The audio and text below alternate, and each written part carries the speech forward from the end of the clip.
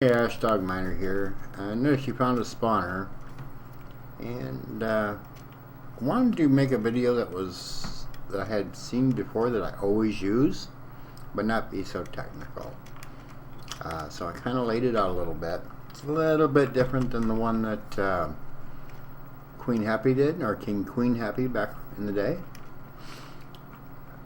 But pretty much, you've got your spawner. And there's measurements that the spawner uses. Okay.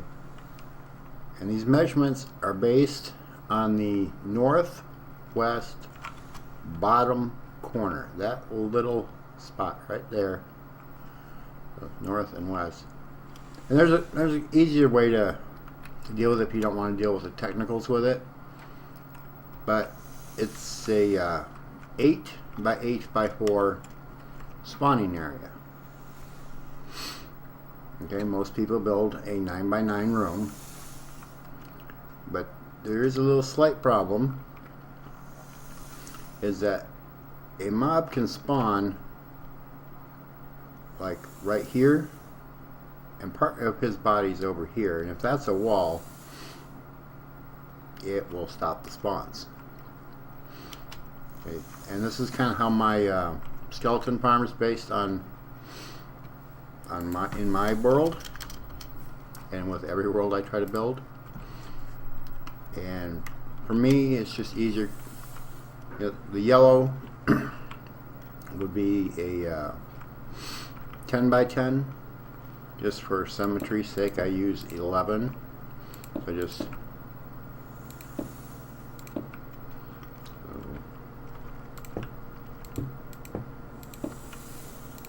that, and then my walls would be here. It's a little bit bigger than it needs to be, but it works. It's like one spot too big on the side, but it's an odd number. It works. The blue, let me take this away here. The actual spawning area here is the green, but it needs the air block to spawn. So if I was to take this away, my feet are in the spawning area, but my head is not. And of course, you don't want items to spawn on top because they don't walk off very nicely. The second thing is this red box. It's a 17 by 17 by 9 tall box. If that spawner, well, the computer checks it, but basically the spawner checks that red box. If there's more than 6, in this case zombies, it stops spawning.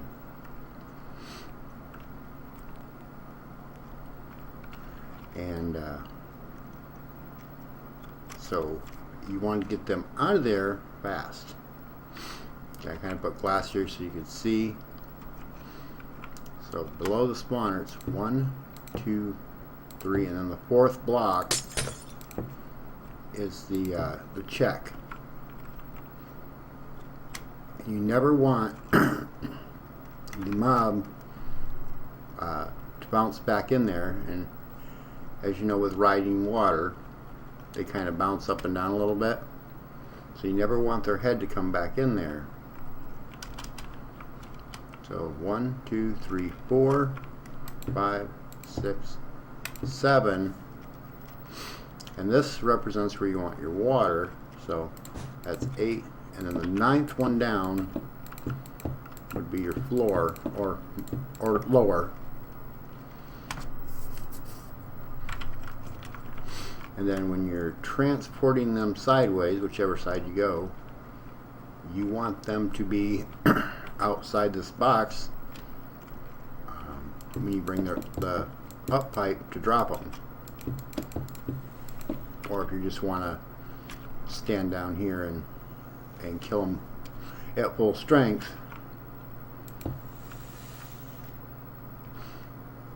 Now the other, I didn't put the bounding box, but if you notice, he's spinning as I get further away.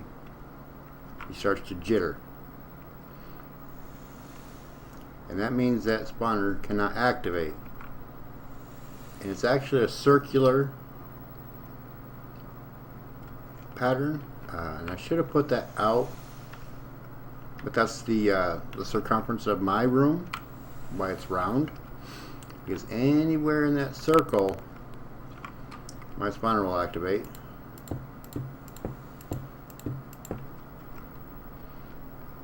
But on the with the roof, the way I have designed mine is I can take my redstone lamp and drop one there, and then let's see, would be, that's the wall down, so it would be about, yeah, I think it's every, a pattern like that, 3, oh, that is right.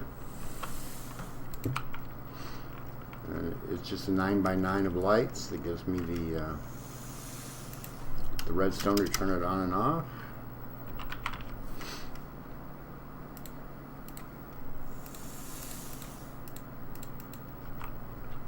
So you just run it across like so.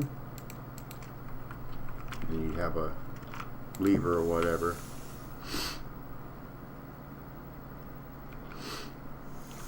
And that gives you control of the lights. Now I have had some issues with spawns lower, which I have with my skeleton one. And you can put them in the walls of the floor. Yeah, it's really really easy if you do 11 by 11.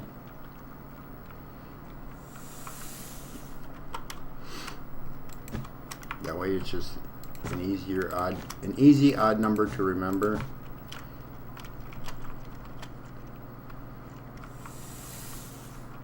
And it will give you the best performance. Keep your mobs out of the bounding box. So this would actually be water, flowing water. And you should do a great job. I know I probably didn't do this as well as, not even nearly as well as KingQueenHappy, but he got really technical into the numbers, and that's just a little bit too geek for some people. But his design has never failed me. As far as I know, they have not changed the way these things function. If you wanted to do a spider spawner, of course, you could do that one lower because they don't need that air block. If we come down here to the floor, 1, 2, 3, 4, 5, 6, 7, 8, 9, 10, 11.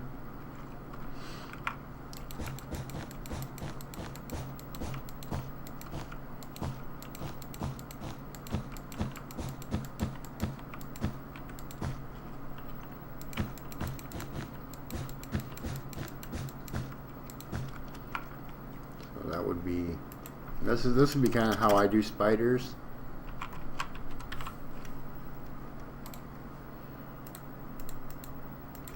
If you wanted a string farm, because I will not be biting those poison spiders, trust me. I think this is how I did the last one. Nope, I did it one smaller. I did use a smaller cage. So let's go ahead and fill this in. Oh, I remember what I did. I did the carpenter's blocks to make it a half block.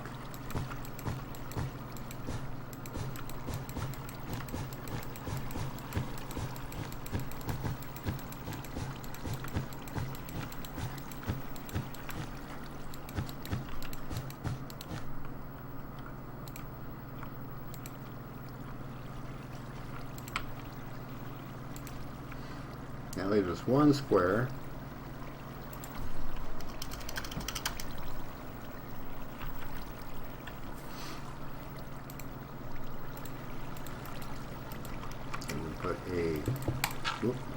I wanted to do.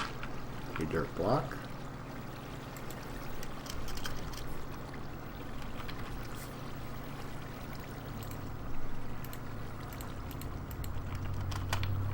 This mainly works, well, it can work with almost any mob that you don't want to actually get XP from.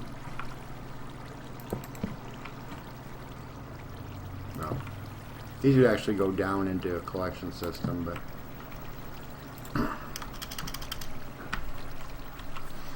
and these nasty little boys. You put it right there in the middle.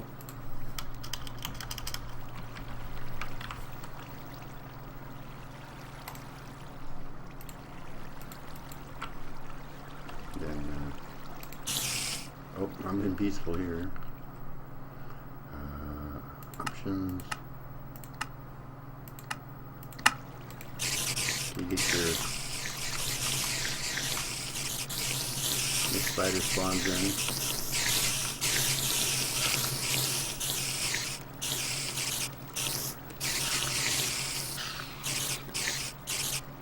And I've never had one of these thorns destroy the drops, so it works really good.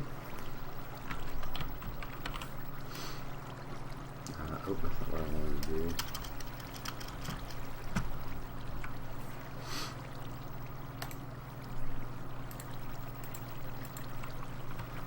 And that would work. No mistake. Burn up.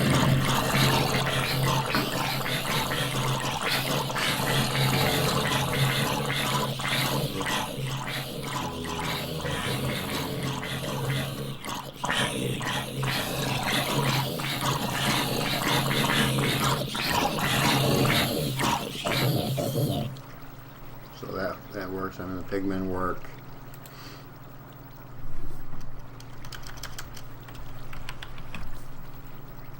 And then, of course, if you were, you know, some sort of another mob, in another, of course, you'd be using blood instead of water.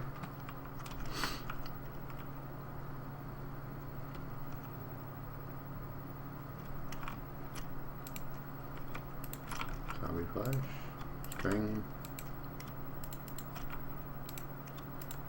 Now, if you want to just have a floor underneath where you just walk under it and grab the stuff out of the hoppers, that'd be good too. But it works. I mean, technically, you could probably do something like, let's see.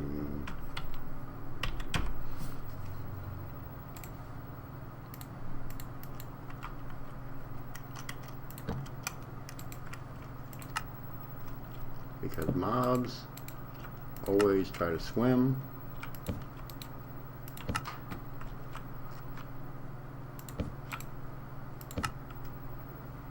So you could have yourself a room down here and just smack them around. So there's all kinds of things you can do with this pack. It would be really up to you how you want to design it, but it would be kind of handy for you, whichever's easier. Of course, this world is full of lizards and snakes. There's the rattlesnake, and well, that's the western diamondback, the eastern diamondback, and there's the coral snake. And I'm not sure what kind of lizards these are supposed to be. Yeah, I mean, to make a test world in the desert, and I get surrounded by a billion mobs. Anyway, take it easy. Have a good one.